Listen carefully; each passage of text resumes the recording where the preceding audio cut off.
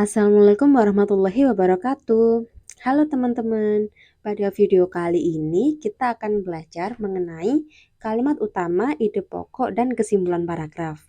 Nah, buat teman-teman yang masih bingung nih antara perbedaan ketiga kalimat utama, ide pokok, dan kesimpulan paragraf itu, wajib banget nonton video ini.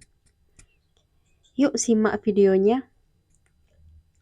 Yang pertama, kita harus mengetahui dulu pengertian dari kalimat utama, ide pokok, dan kesimpulan paragraf itu sendiri. Yang pertama, yaitu kalimat utama. Pengertian kalimat utama sendiri adalah kalimat yang memuat inti dari sebuah paragraf. Nah, di dalamnya ini memuat ide pokok, ide utama, gagasan pokok, gagasan utama, atau pokok pikiran. Nah, biasanya kalimat utama ini terletak di awal maupun di akhir paragraf, tergantung dari paragraf itu sendiri. Jika paragraf deduktif, tentunya kalimat utamanya terletak di depan paragraf, sedangkan untuk paragraf induktif, kalimat utamanya terletak di akhir dari paragraf itu. Kalimat utama ini juga menentukan sekali untuk ide pokok maupun kesimpulan yang akan kita buat selanjutnya. Yang kedua yaitu ide pokok atau biasa juga disebut dengan pokok pikiran, gagasan pokok maupun gagasan utama. Pengertian ide pokok sendiri adalah ide utama atau inti dari pembahasan sebuah paragraf. Ide pokok ini terkandung di dalam kalimat utama. Jadi kalimat utama ini adalah induk dari ide pokok maupun kesimpulan paragraf. Dalam kalimat utama itu terdapat ide pokok. Jadi jika kita ingin membuat ide pokok, kita juga bisa membuat dari rangkuman atau ringkasan dari kalimat utama yang sudah kita tentukan itu. Selanjutnya yaitu kesimpulan paragraf. Kesimpulan paragraf yaitu inti dari bacaan yang diambil dari beberapa kalimat utama maupun ide pokok. Nah, biasanya kesimpulan ini dibuat dengan menyatukan inti dari tiap paragraf. Jadi, setelah kita menentukan kalimat utama dalam setiap paragraf ataupun ide pokok dari setiap paragraf, baru kita bisa menentukan kesimpulan dari sebuah bacaan itu atau dari sebuah paragraf itu. Untuk lebih mudah memahaminya, di sini sudah ada tabel dari perbedaan kalimat utama, ide pokok, dan kesimpulan. Untuk lebih jelasnya, kalimat utama itu adalah kalimat yang berisi ide pokok dan kesimpulan.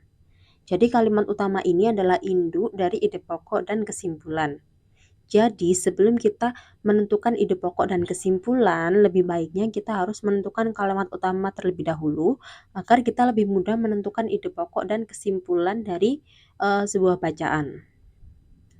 Kalau ide pokok yaitu letaknya dalam inti kalimat utama. Jadi jika kita menentukan kalimat utama, dalam rangkuman kalimat utama itu juga memuat ide pokok. Nah, jika kita mencari kalimat utama, berarti kita juga dapat menentukan ide pokoknya.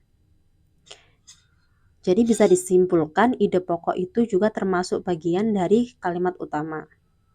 Sedangkan kesimpulan adalah gabungan dari beberapa kalimat utama maupun ide pokok sehingga menjadi kesatuan.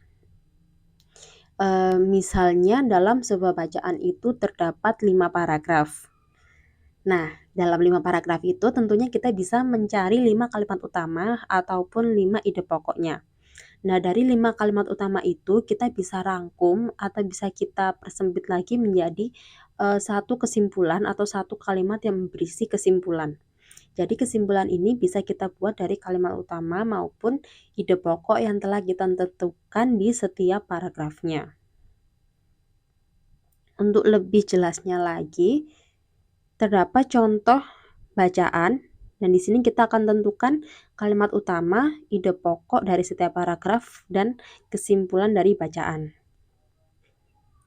Contoh kali ini yaitu berjudul memilih peralatan makan melamin yang aman.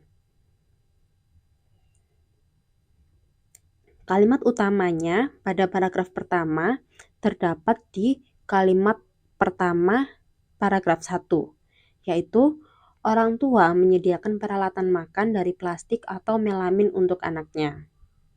Sedangkan untuk ide pokoknya kita bisa menyimpulkan dari kalimat utama itu tersendiri, yaitu peralatan makan dari plastik atau melamin untuk anaknya.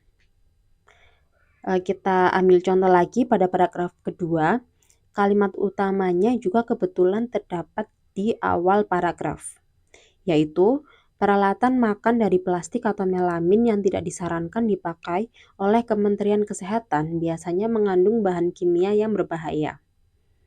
Nah, untuk ide pokoknya kita bisa buat kesimpulan atau ringkasan dari kalimat utamanya, yaitu peralatan makan dari plastik atau melamin tidak diperbolehkan oleh Kementerian Kesehatan. Jadi kita tidak perlu menuliskan ide pokok itu sama persis dengan kalimat utama. Karena ide pokok adalah inti dari sebuah paragraf itu sendiri. Sebagai contoh lagi pada paragraf 3, kalimat utamanya terletak di awal paragraf, yaitu ketika memilih produk melamin, jangan hanya tertarik pada bentuk dan warnanya saja, tetapi harus memeriksa kode benda tersebut. Kalimat utamanya juga terletak di awal paragraf, sedangkan untuk ide pokoknya kita bisa simpulkan lagi dari kalimat utama, yaitu saat memilih produk melamin kita harus memperhatikan kode benda produknya.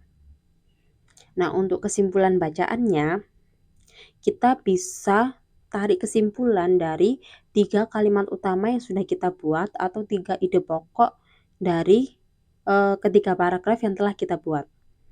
Kesimpulannya yaitu peralatan melamin tidak disarankan digunakan karena mengandung bahan kimia berbahaya. Jadi kesimpulan ini harus memuat dari isi ketiga paragraf tersebut yang bisa kita ambil dari kalimat utama maupun ide pokok keseluruhan paragraf. Nah, sekian pembelajaran kita pada video kali ini. Terima kasih untuk yang sudah menonton dan jangan lupa untuk terus belajar dengan video kita selanjutnya. Terima kasih. Wassalamualaikum warahmatullahi wabarakatuh.